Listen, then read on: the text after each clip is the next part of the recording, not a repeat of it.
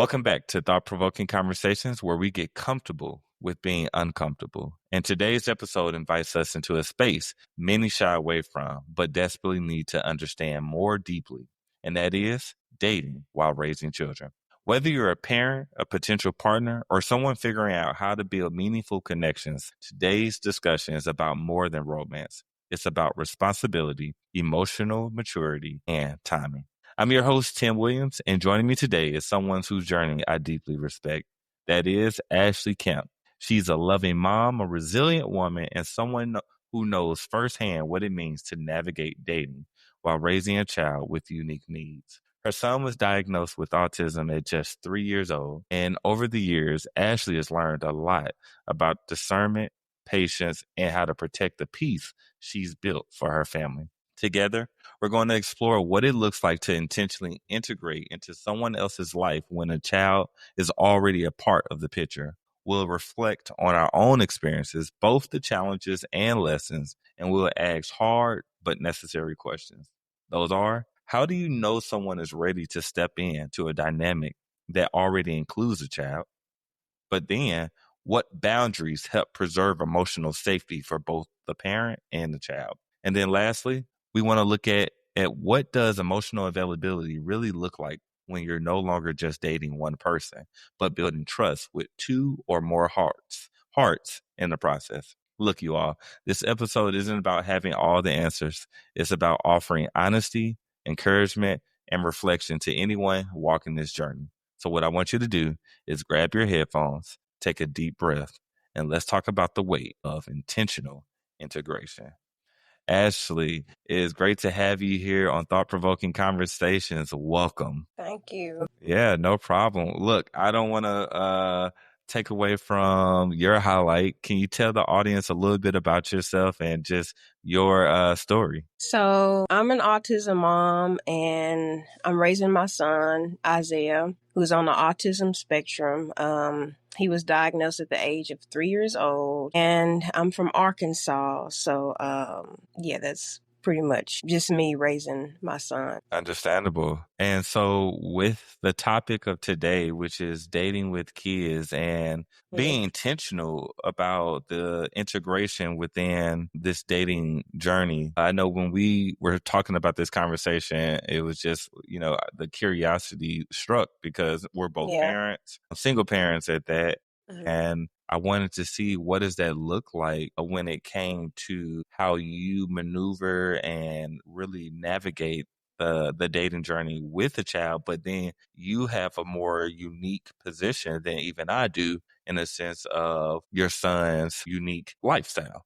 And so to first and foremost, kind of, if we would just kind of lean in on that piece right there and be as transparent as you want. I'm not going to force anything, but you want to at least kind of fill the audience in on what that journey is like being a mom to your son. So with the journey of raising a child with autism, I would say it's been a long journey. With raising him, it's like, I think it's important to prioritize our mental health, especially being a parent. And I also feel like, you can't pour from an empty cup, because I have to take care of myself in order to take care of him, and I can't pour into someone else. You see what I'm saying? So with raising him, my son, he takes a lot of my time and attention and focus, So with dating someone or someone coming into my life, they have to have the patience and the understanding, especially for, a child like Isaiah, and he comes first in my life. So like with that, and then dealing with my mental health, that's a lot too, with raising Isaiah. Understandable. So like for me, I remember my journey. Again, my journey was a little bit different. I have talked to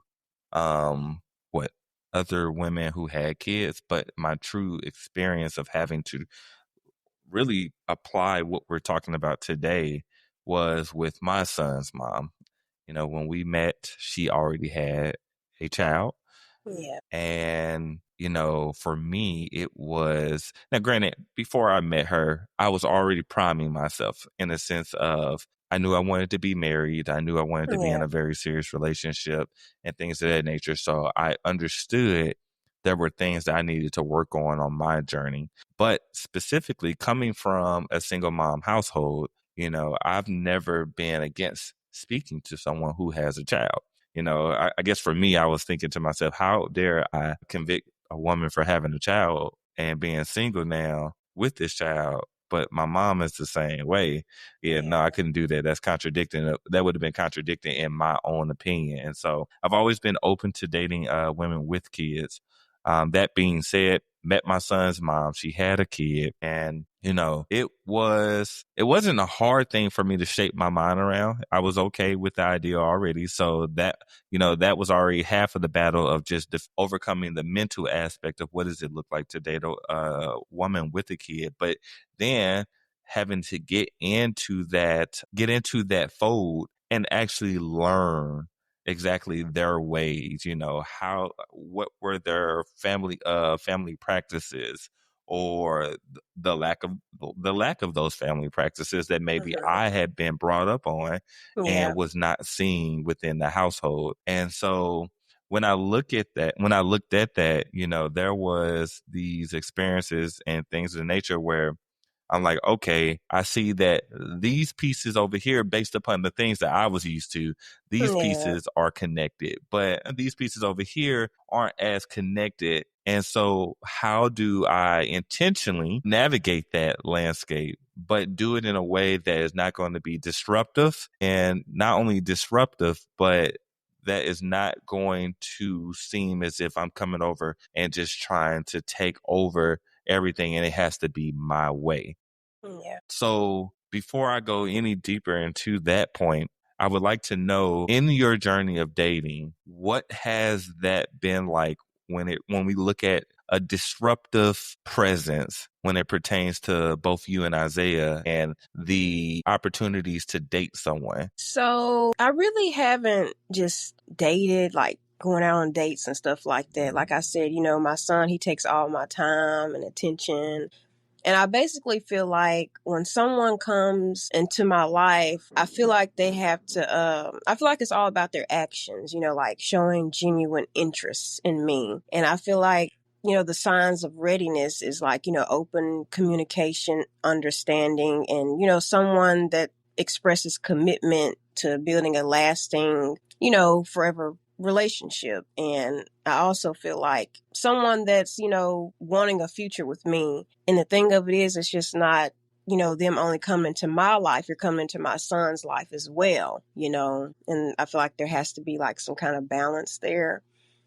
And, they have to love kids, because I just don't bring any guy around my son with him being autistic. And they have, like I said, they have to have the patience and the understanding for a child like Isaiah. And then also I have to see how they interact with my.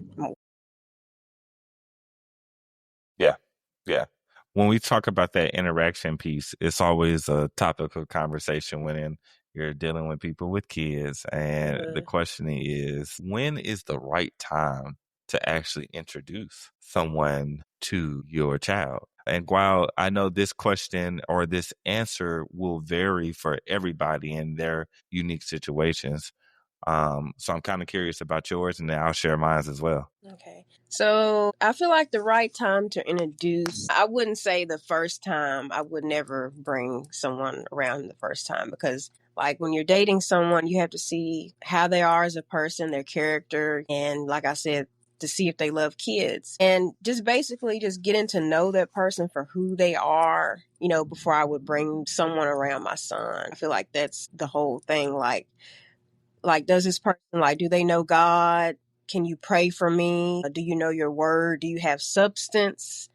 Can you fast? Do you have character? I feel like those are the main things, that before bringing someone around my son. That and for me, where was it? I'm looking for my notes. So here we go. It was a sermon my pastor preached. It was called Love and Hip Hop, and he really simplified dating, and I loved how he simplified it.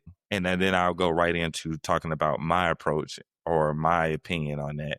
But he said, when when you're looking to date, and specifically date intentionally, I'm really big on intentional dating, and that leads towards a marriage. We're not just dating to have fun, but we're dating for a purpose. And so, as a Christian, one thing that must be, it's a non-negotiable, is that my partner must have a relationship with Christ Yes, that's number and will one. submit to Christ.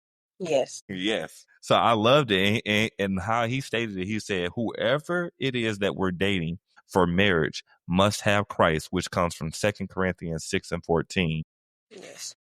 But 1 Corinthians in 7:39, which is post-married, they must be saved. And this is where we come to that thing where it's talking about unequally yoked, or are you all equally yoked or unequally yoked? Well, a Yes. Christian with a non-Christian makes for a very difficult life. Life is already difficult as is. Yes. But now that you all are paired with one another for life, which is the way that marriage was designed, then it just makes things very rough when you have a different belief system than your partner does. Yes. So from there, it was companionship. What is, or are they a suitable companion, or what is the compatibility like between you two? And I would go as far as to say emotional compatibility, mental compatibility, physical compatibility, Yes. but then spiritual compatibility. So we're going to Mm-hmm. hit all lanes on that one. Yes. And let's So say companionship. one thing here. I feel like you'll know a person is from God by their fruits. Like, is a person trying to help you get closer to God, or are they trying to pull Yes. you away from God? Like I said, you'll know a person is from God by their fruits. You'll know that's your Yeah. person. Yeah. I love that. And I love when people, it's a funny thing. People put up the facades where I'm going to put this mask on. I want you to see me in this particular way. And Mm-hmm. this is a good point for all listeners to take the time to not only listen, but just pay attention, pay very close attention to those that you are dating. While, yes, in the beginning phases, everything is great, right? They make you Yeah. feel some type of way. They're Mm-hmm. doing this, they're doing A, B, C.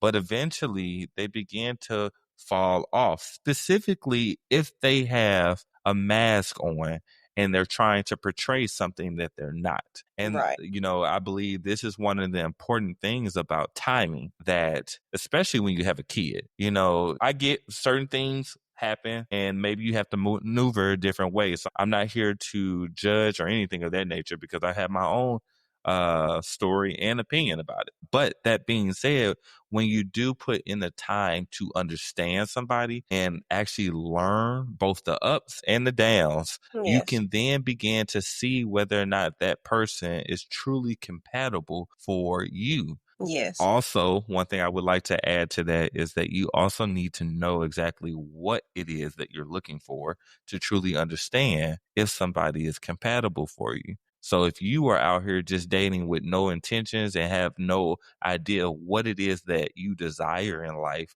what you desire in a partner, then, well, it's very hard for you to be in this position to pay attention and understand whether or not this person is good for you, no matter how Yeah. shiny all the bells and whistles that they bring in Mm-hmm. the initial connection are. So Yeah. that's And my then it's TED like talk on that one. And then it's like if something or someone doesn't align with God, then you don't want that. Indeed. Indeed. I agree with that hands down. And then the third one for the relationships in dating is covenant. And I love the way he stated. He says, does this person have a covenant keeping character? Meaning, is this person faithful and consistent? And I love covenant because when we think about marriage, I'm a believer, I'm a firm believer Mhm. that, I don't believe in divorce. Now, here's the thing. I know divorce is a very real thing. When I say I don't believe in divorce, I mean it in a way of I don't believe it for myself. So I will be careful and I will be intentional about who I actually say I do to. Yeah. I want to be married one time. Right. So that being said, the question is, does this person have a covenant keeping character? And my pastor went on to state that people can be faithful and they can be consistent in various areas in their life. They're faithful and consistent to their business. They're faithful and consistent to their child.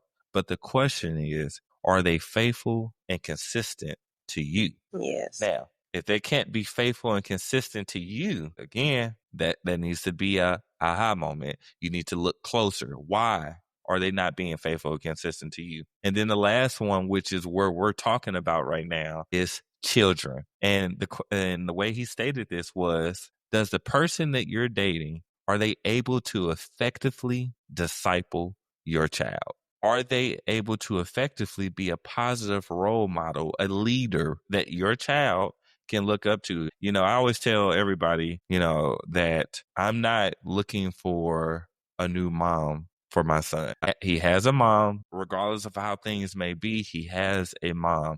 But what I am looking for is somebody who can be a positive role model and that he can look at this lady and say, hey, you know what? I love the way that she carries herself. And these are characteristics of a woman that Yes. I desire to build with when that day comes about. And so, when we're talking about effectively discipling a child, it requires, again, time. You need to be able to pay attention to this person. You need to get to learn the individual that you're talking to. And so my approach with the original question of timing when to invite somebody into the fold, I personally would desire that at least I would always say almost say 8 months to a year. Now, that's how I'm thinking in my head. I will say that I actually recently got into a relationship. And because of, so what happened was, again, this is my goal in my head was 8 months to a year. Let's focus on just having fun, getting to know each other and see I can learn things. But she asked to come to church. And I was like, I don't have a problem with you coming to church. Yeah. Like, you can come to, like, I'm never going to tell anybody no to coming to church. And so, but what I didn't think about when I originally said yes was like, oh, shoot, me and my son go to church. And so, by way of her coming to church, she is now going to meet my son, which she met my son. And now I paid very close attention to that interaction. And by way of her meeting my son and seeing their interaction, I was pleased by the way that she at least carried herself from that initial point.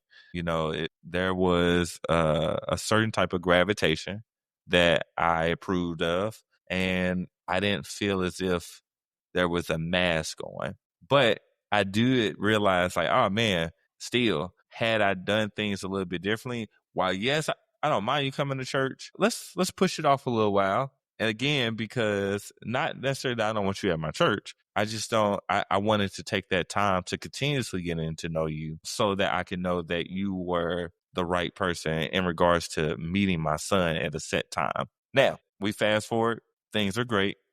We're not having no problems. I haven't regretted my decision, thank God. Yeah. But that is my input on that timing. And so, what do you say? I mean, do you have a particular number or time frame? Well, I will say that you don't want to rush something that won't last forever. You don't want to rush into something that won't last. So I would say Agreed. I would probably like 7 to 8 months, probably getting to know someone, maybe like going on dates and just basically seeing if they're like genuinely interested in you. Like, I feel like when someone is interested in dating you, I feel like the person should maybe plan, initiate, invest time more, and, not try to just vibe over like endless text messages, hanging out. Yeah.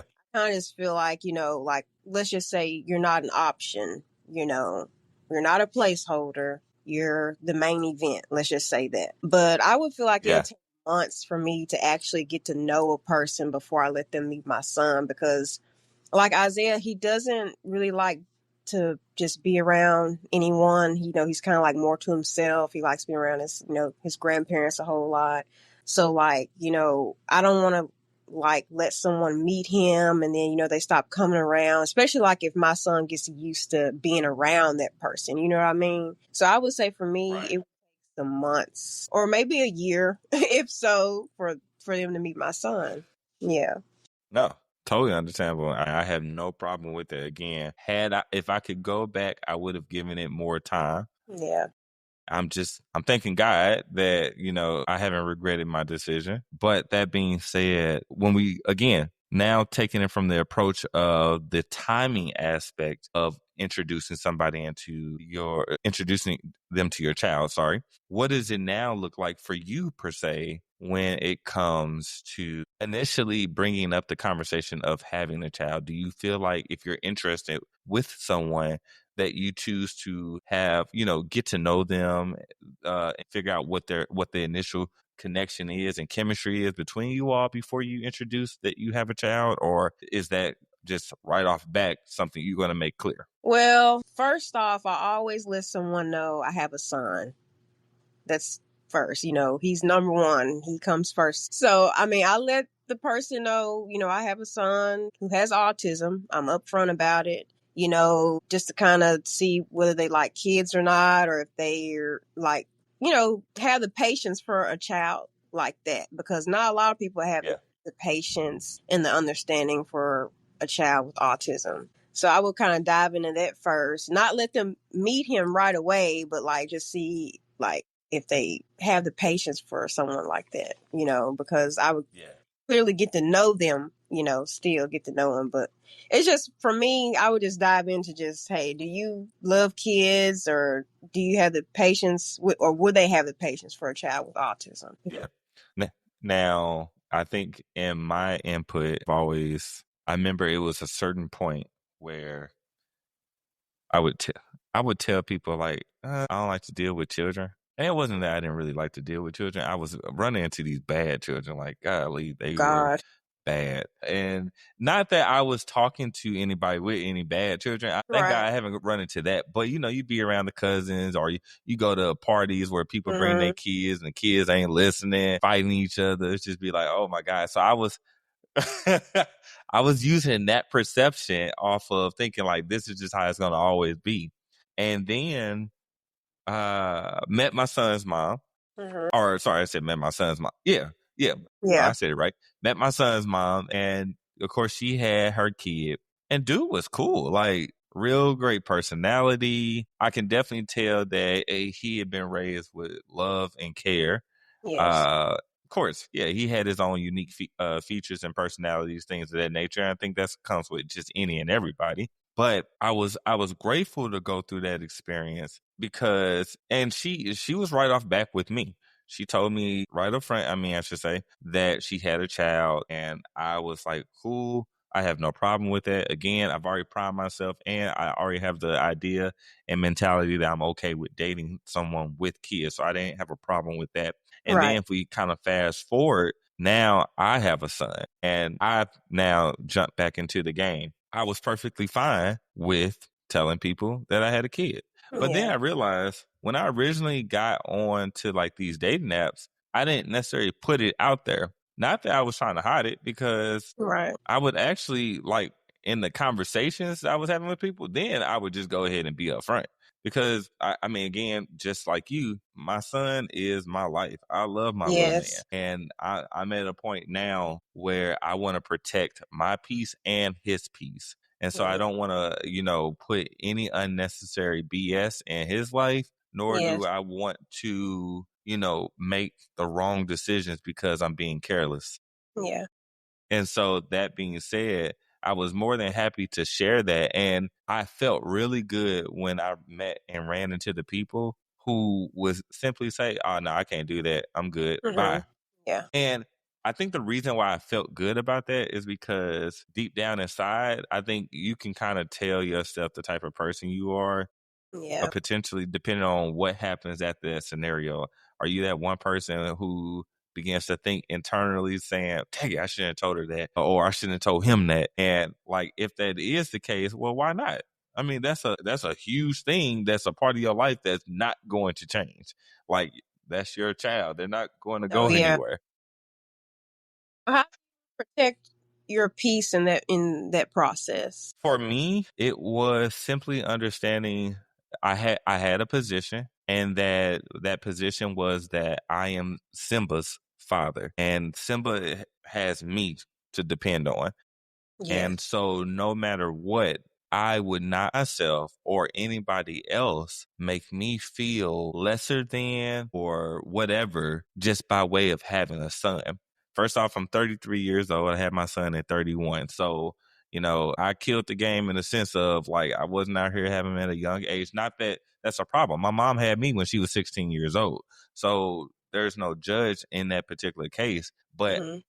my family laughs to this point. We would, to this day, they would be like, Tim, I'm really surprised you made it to the age that you made it without having a Yeah. kid. And I'm grateful because That's now that I good. have a child, I got to see the maturity required to be able to effectively lead and raise my child. And Hmm. so now that I'm at a much older age, I have more maturity when it comes to protecting my peace from people's words or their thoughts in regards to me and me being a father. It's simply put, all I need to worry about is Hmm. what God has called me to do. And I've asked God plenty of times that, hey, Lord, I want to be a great steward over what it is that you've given me. Hmm. I didn't realize that he was going to give me a kid, and especially he was going to give me a kid the way that our journey took place. Yeah. But it's been such a beautiful journey for me because I've grown patience, I've grown understanding,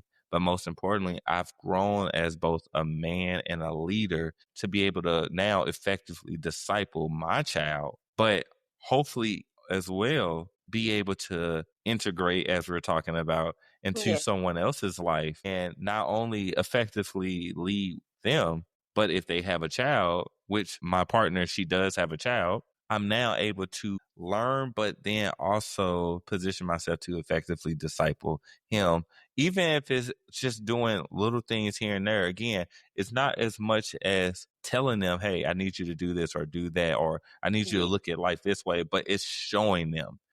Kids, they see more than they hear in the sense of Absolutely. my son, what I think he did something, and I could recall, I was like, that's something I do. And I was like, well, wait a minute. I never taught him how to do that. And I realized at that moment, I was like, oh my God, this little dude is watching me.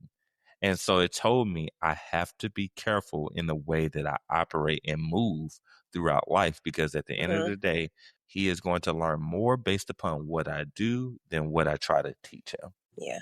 So I So, feel like with protecting my peace in the process, I feel like it's more so about, setting boundaries, maybe like self care and, making the right choices and maybe just kind of limit, negativity and just accepting what you cannot control in that process. yeah. And also being mindful of what you consume every day, whether it's social media or just, certain things like that. And like, I had Isaiah when I was 17 years old. I was still in high school at that time and I had graduated high school and now I'm 28 years old. So, yeah. And so he'll be 11 years old June the 2nd. He will. But I Okay. was still young in high school when I had him. But like I do feel like it's more about, protecting or trying to prioritize your mental health and just kind of limit, distractions and everything. Like I said, you can't pour into someone from an empty cup. True. So True. yeah. I agree with that. And one of the things I'll kind of note from the mental health piece, my son's mom went through a specific journey. I'm not going to go into her story. That's hers to share. But when it pertains to the mental health piece, she did have her journey with that. Hmm. And it taught me a lot about the importance of mental well-being. Yeah. That is conversations that we're having. I will be posting a Hmm. coming up soon podcast or episode in regards to mental well-being. And I think it's very important that not only are you cognizant of where your mental well-being is, but that you are actively doing what it takes to ensure that it is balanced out as best as Right. possible. Yeah. Whether, again, for me, I do like to listen to podcasts, and I'm listening to podcasts that are speaking life into me, not Yes. drama filled podcasts. Music here lately, I started Mm-hmm. recreating my gospel playlist, and I like to allow that to feed into me. Now, don't get me wrong, I like to listen to other Oh yeah. music too, Got some gospel every now and then. well, so yeah. Yeah, so but like even before we got on, I was listening to a song by this guy by the name of Zacardi Cortez, and what was Mhm. it? It was "Work It Out for Me." And first off, he was killing it, y'all. Go listen to the song. That boy was killing that song. But just by listening to it, I was feeding my spirit. And I think you made a very great point of you have to be careful on Mhm. what you invite into your life, both visually, audibly, Mhm. and physically, because what you're inviting into your life, what you're eating on, or what you're feeding on, Right. will ultimately showcase Mhm. in your life in some shape, form, or fashion. So I could not Yeah. agree with you anymore on that one. Yeah, I Yeah. love that.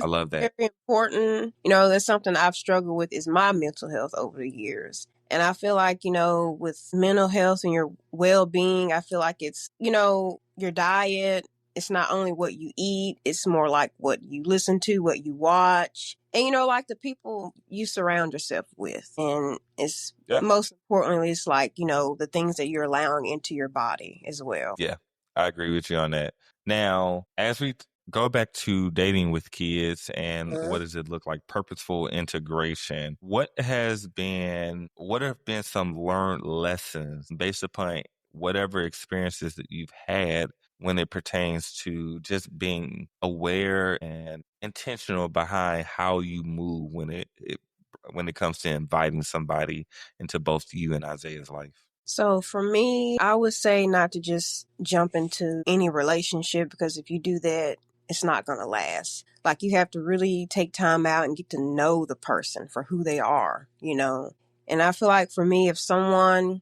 like I said, comes into my life, you're not only going to be getting to know me, but my son as well. And I also feel like, when that person comes, when God sends that person, I just want them to get to know me for who I am. Like, I want them to go straight towards my heart, my mind, and my soul. So it's not about a pretty face, and all that. It's more so about substance, like I said in the beginning. So, yeah. I love substance. Mhm.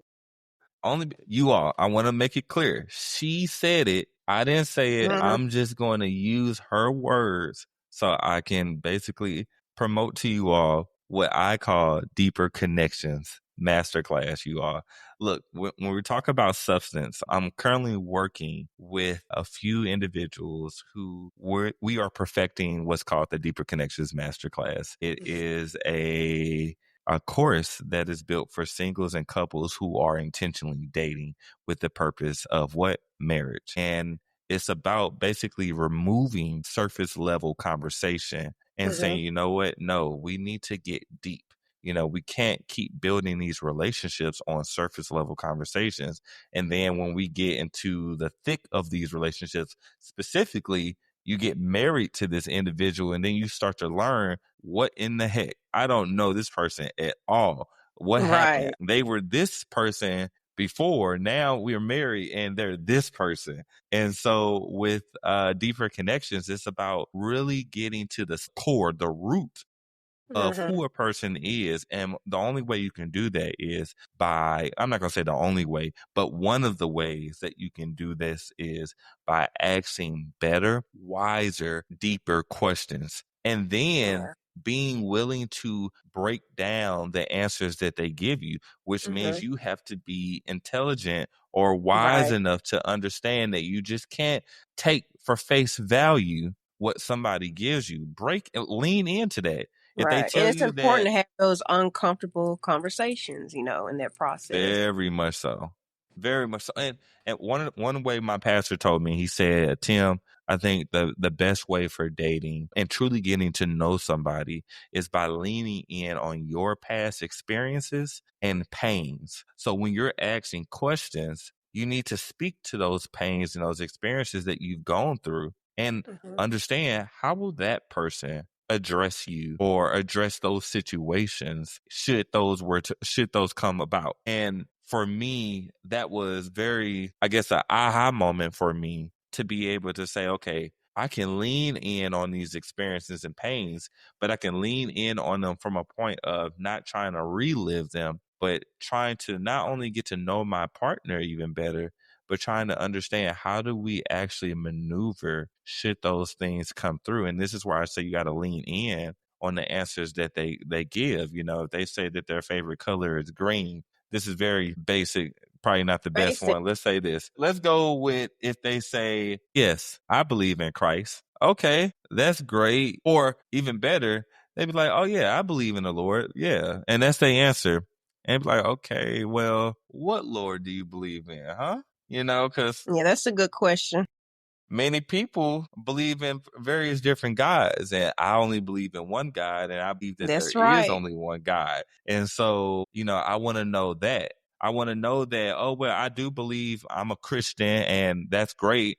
But do you believe in going to church? Well, no, Hmm. I don't believe into going to church. You know, I don't need to go to church. Well, hold Hmm. on. Let's bag up. We need to Right. start asking questions. But then once we start asking these questions, we got to continue to lean in. Hmm. And one of the things I like to look at is that it's not, I don't want people to think of it as an interrogation that you're doing. You know, at the end of the day, what you're working towards is building a meaningful connection with somebody. And ultimately, this person, in the case of what we're talking about today, this person is going to potentially be a major piece within both you and your child's life. And Yes. so what you don't have time to do is be lazy or be complacent in the way of how you approach getting to know this individual.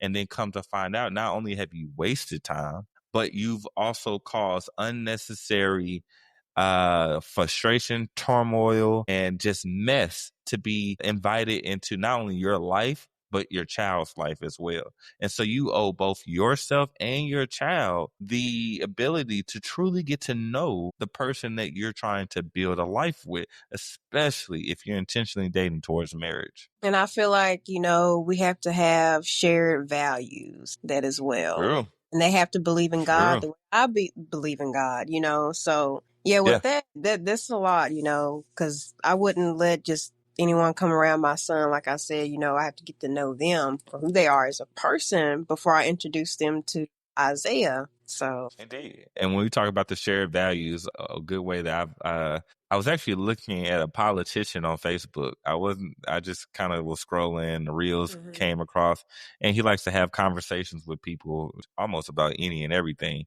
But he said something, and I was like, man, I don't know if I fully agree with his particular stance in life, but this is the wonderful thing I love about people and differences. I always say just because people are different from you does not mean that you can't learn from them. Does not mean that you can't take something away from them. Yeah, they might have a different approach to life and a way of how they think. But be careful. Be careful when you just shut it completely down, because there's always something that you can learn from and you can apply. Even if it's just a piece of the puzzle that you're applying, you can apply that piece and make your life even greater than what it was already. And in his stance on values, he said, look, I guess a guy had gotten up and asked about his girlfriend, how him and his girlfriend have really great chemistry, things of that nature. They've been together for some time now, and he was thinking about marrying this young woman. Well, the big difference though was they have different political views. And so what happened was, and the advice that this politician gave was that, look, you have micro level focuses and alignment, and then, or unalignment, and then you have macro level alignment. And so he said, yeah, micro alignment. Honestly, those things can either be worked out or not worked out. You don't have to necessarily agree on every single micro topic that you all hit upon. You know, Yeah. you all are two different people. And so you have different upbringings, you have different teachings, blah, blah, blah, blah, blah. And so that means not every single thing you're going to agree with. But on a macro level, you have to agree on the macro level topics. And when it pertains to who you serve, I serve Jesus Christ, and I believe in the Right. Trinity. And I believe that he died on the cross for our sins, and on the third day he Absolutely. raised again. You know, I believe in being in my parents or in my son's life and not just giving up on him when things get tough, that I'm going to fight for my son. I believe in not being a financial burden, not only to my life, but to my son's life and to my partner's life. That means I don't believe in leaving debt behind when I die, because I wanted to go and live my life and never save money and things of that nature. You know, those macro level topics we have to be able to agree upon. Do you believe in truly, what is it, separating from your parents when you get married? That you're not going to lean in on your parents on every single thing, from decision making when it pertains to Mhm. you and your husband. You know, all of those things. I loved it because, you know, it's something that we as a people can easily overlook if we don't get out of what I call the cupcake phase. You Yeah. know, that's when you all Google eyes for one another, and like, he can't do no wrong, she can't do no wrong. And you start to overlook some very important aspects about their life. And as you stated, yes, you all have to agree on the core aspects of what makes you you. Yeah.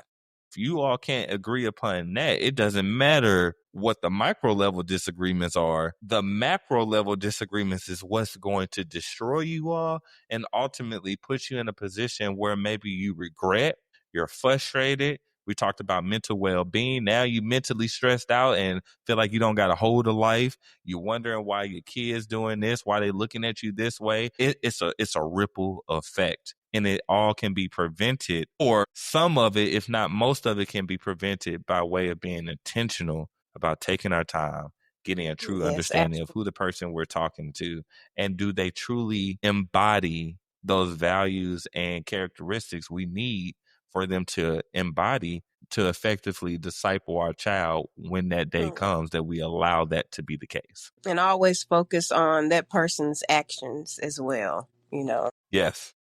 Actions speak louder than words. Action speaks louder than words. All right. Awesome. Well, first and foremost, before I get into these questions, these juicy Uh, questions that we really got, do you have anything you want to say to the audience in regards to what we've been talking about? I would like to say, well, first, I would like to say it's very important to take care of yourself. You know, prioritize your mental health, your well being. Don't pour, from an empty cup, things like that, And I feel like the key to life is falling in love with God and, having, that connection with Him and, always put God first in any and everything that you do. Yes. Yeah. Yes. I love that. I love that. All right. Hey, speaking of guy, you all, I, at the time of this recording, we're May 24th. This is Saturday.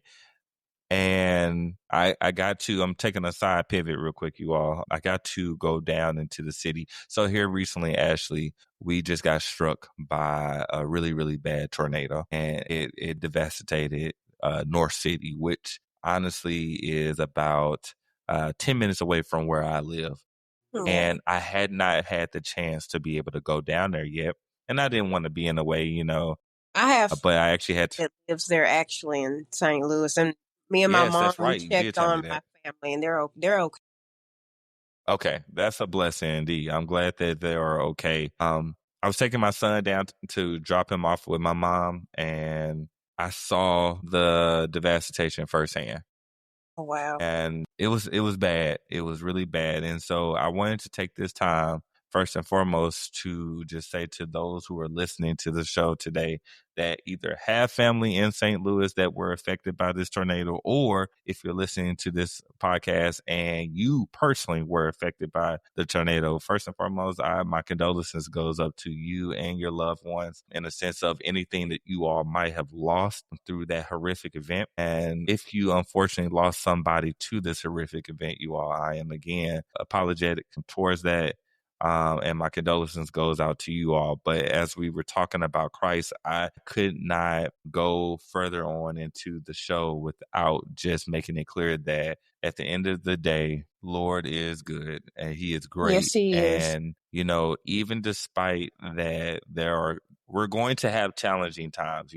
One of the things I've been saying here recently is that just because we're Christian, we believe in Christ, doesn't mean that we're exempt from hardships. God did not say that we would go through life without hardships. Actually, we're going to go Mm-hmm. through more hardships because we are followers of Christ, because we are children of Christ. And that's because at the end of the day, there is a very real spiritual battle going on that the devil's trying to take us out, you all. Mm-hmm. And while this was a natural disaster that happened by way of it opened doorways for people to harbor hate, harbor malice, sadness, depression, slew of different emotions. And by way of what these looters have been doing as well, going into these people's homes and stealing things, you all, it's only inviting more negativity. And I just wanted to take the time out to say that God still sees you.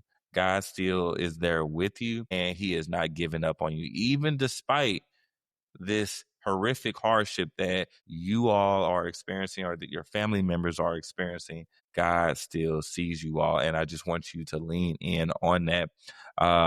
One of my favorite scriptures used to be, trust in the Lord with all your heart, lean not to your own understanding, yet in all things acknowledge him and he shall direct you. That scripture is very, very, very prevalent right now in these times. Forget about just the Yeah. horrific disaster that we just experienced here in St. Louis, but these times specifically are crazy, you all. And so I just want you to lean in on Christ. Remember that he does have you. And that if you're still here today, you all, remember you still have purpose. Okay, my TED Talk is done.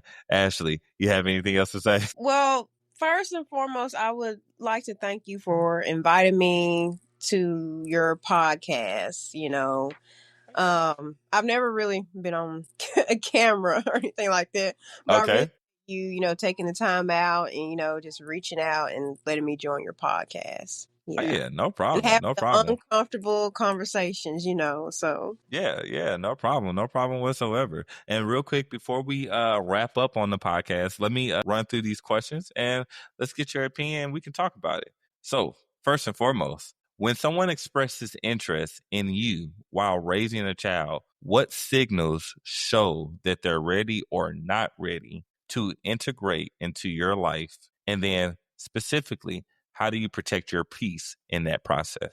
I feel like it's more so about someone showing their interest in you, genuinely. Someone who talks about the future with you and how they treat me. I think that's basically number one, how they treat me and how I protect my peace. Like I said earlier, setting boundaries, self-care is important and just practicing mindfulness, accepting what you can't control. Yeah.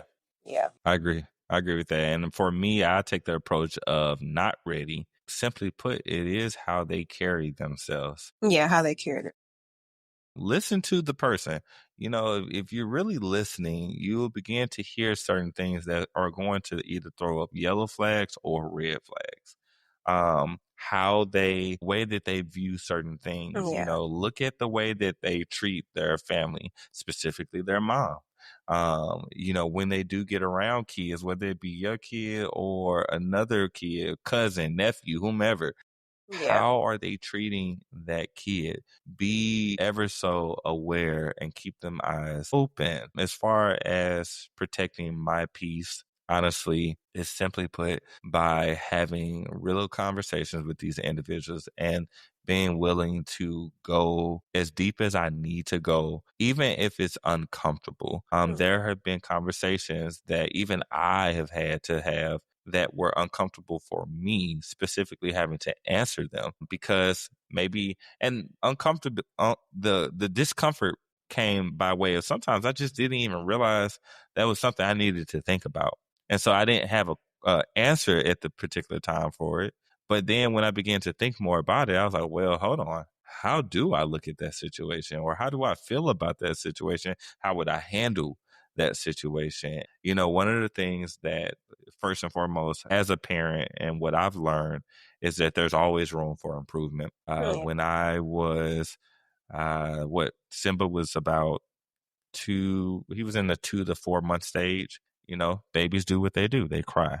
Yeah. And I didn't gain the concept of there's typically 3 reasons on why a baby is crying. A, they hungry. B, they need to be changed. Or C, they need to go to sleep. Right. And my lack of patience back then allowed me to be disruptive in my son's presence. And I remember I caught myself one day while I was frustrated, I was tired, and I remember I yelled. I was like, Simba, be quiet. You get on my nerves. Yeah. I had to And I learn how to remember, pay my son. When he was diagnosed with autism, he's taught me that love needs no words. He's yeah, an amazing kid, and I had to learn how to have the patience over the years. yeah. I think everybody has. One of the Yeah. things I made the mistake about praying for patience. Oh my God, that was the worst. I'm gonna tell y'all right now, don't pray for patience unless you prepared to go through some stuff. Do not pray for patience, you all. I don't know if you all heard the saying, be careful what you pray for because Yeah. God will answer. But that being said, I didn't pray for patience at that particular time, but I will say, because I went through a journey where God was working on my patience, when I had this moment of my son's life, I was able to self-assess and self-check myself right then and there in the moment. And I said, wait a minute, why am I yelling? He is a baby. First off, he's going to do this. This is what babies do. They cry. Yeah. But there is a reason why he is crying. And I have to now learn these reasons. And so when it comes to protecting my peace, very much the same way, I had to self-reflect and self-assess on the way that I was approaching Simba. I need to do the same exact thing when it pertains to intentionally dating. But then when I'm getting to know that person, let me think truly about what it is that they're saying or displaying to me. Are these the characteristic traits and mindsets that I desire my child to be raised upon? And again, a lot of this stuff sometimes takes time, which we go back Yeah. to our time frame of saying, you said between 7 to 8 months. I said 8 months to a year. Even despite like my story was a little bit different, I'm still taking that time to get to know my partner. And so it is important that you be diligent about timing and true understanding of who you're talking to. Absolutely. So, second question I have for you is, what have you learned about emotional availability and timing when it comes to dating as a parent? And then how do you personally discern whether someone is a fit for the long haul? Well, I feel like for dating as a single parent, I feel like that can be a challenge for me. I feel like it's more so about, creating that safe space for genuine connections, being open minded, honest, the ability to connect, sharing feelings, listening actively, and it's about building trust. And I also feel like you have to focus on that person's actions, like I said, and just basically someone that talks about the future with you. I love that. Speaking to the emotional availability piece for me, that was where I lacked in my past relationships. My mom always made a joke. She's like, oh my God, I didn't show you enough love as a child. And that's just why you are this way. And I mean, I turned out to be a great guy. But at the same Yeah. time, I did have problems with being emotionally available and Yeah. showing up emotionally available in my relationships. And, for me, is only speaking of my experience, what helped me to overcome that was a beautiful blessing that God gave me by the way of, or by the name of, Simba. Yeah. Again, I'm not going to go too deep into the story because she has her story. Mm-hmm.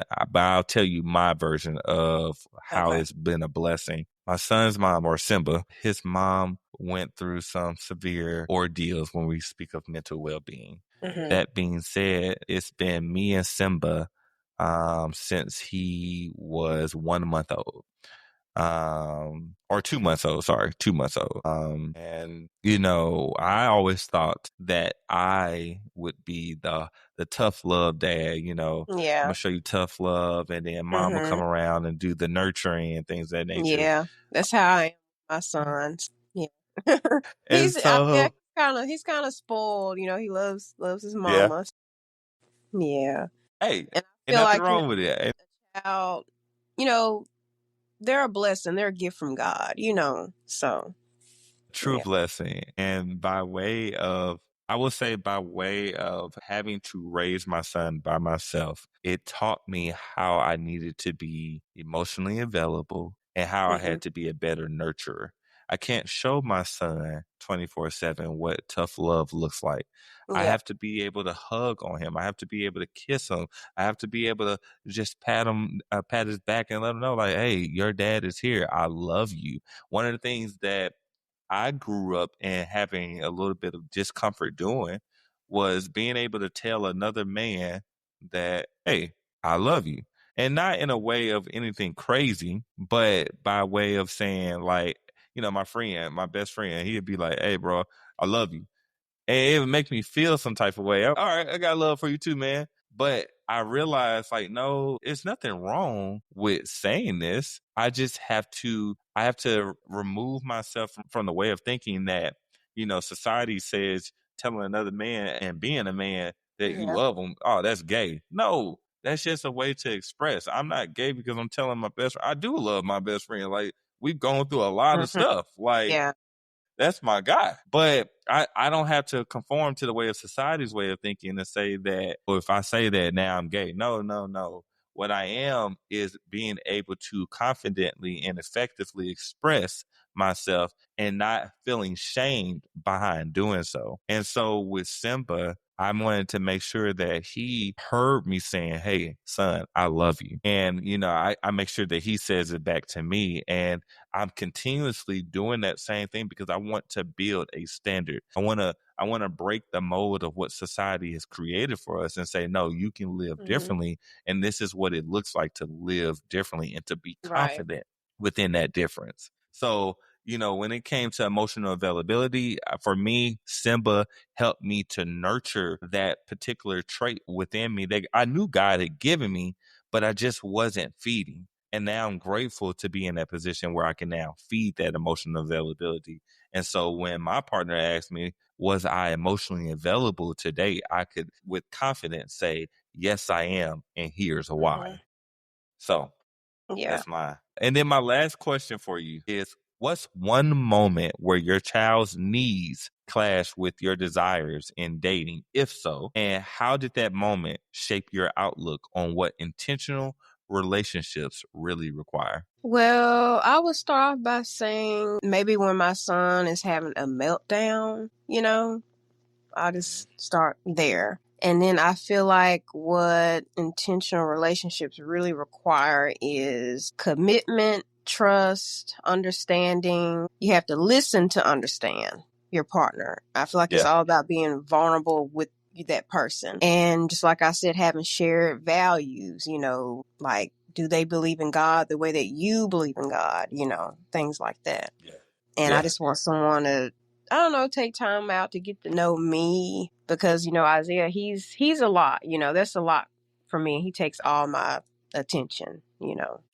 Yo, what's going on, everybody? Look, we ran into some technical difficulties when it came to the recording of this episode with Ashley, but we want to say thank you, Ashley, for joining me on Thought Provoking Conversations as we begin to talk about intentional dating when it looks or when it pertains to integrating those that we are talking to within our kids' life. And how do we do that in a way that is not disruptive, in a way that is respectful both to us, our kids, and to the person that we are dating? So I hope you all were able to learn a lot from that episode, and there are things that you can begin to take and apply within your day-to-day life. Look, we are working towards becoming emotionally intelligent leaders, and in that manner, we want to ensure that we are protecting our kids and doing what's right by them. So take what you need from this episode, apply it, and go out there and be successful in all that you do.